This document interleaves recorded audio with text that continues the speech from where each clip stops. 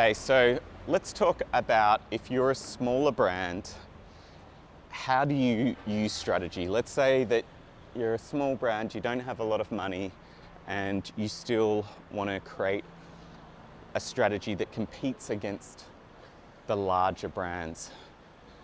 Is strategy important? Yes, very important. How do you win? How do you win in this circumstance? And I think strategy can really help small brands out. And so what I would recommend is you're really looking for what I call a leverage point or an insight, a revelation about the category, probably, that is going to disrupt it and really stand out against everyone else, or kind of taking on a competitor. And the examples that come to mind first of these kind of brands that are doing this is Billie, the hair razor brand, and I've done their strategy before, but what they were going to the hair razor category, a much smaller brand, and they figured out a category insight, which was a revelation, a new way of looking at the problem. And what they realized was that most female razor brands, cut hair, but they also remove the hair from their own commercials, which is really weird. They kind of put all this shame around even having hair.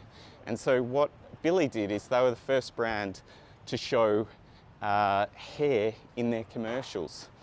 And it sounds really simple now, and it's an insight, but what it was an insight about the whole category and what the whole category was doing wrong with advertising, or maybe the product as well.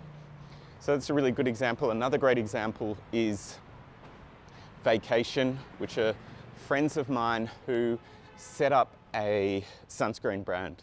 What they realized, and again, revelation, new way of looking at the problem or the category or the product, they realized with sunscreen it was very scientific, a very serious category, very clinical testing, and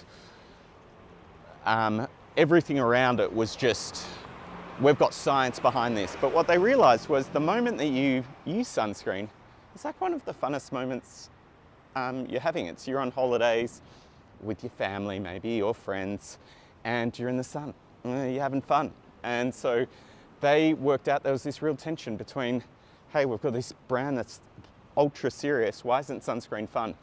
And so they found an insight about the category and were able to kind of disrupt it there. So they built a whole brand which was around, like, imagine Jimmy Buffett's version of Margaritaville.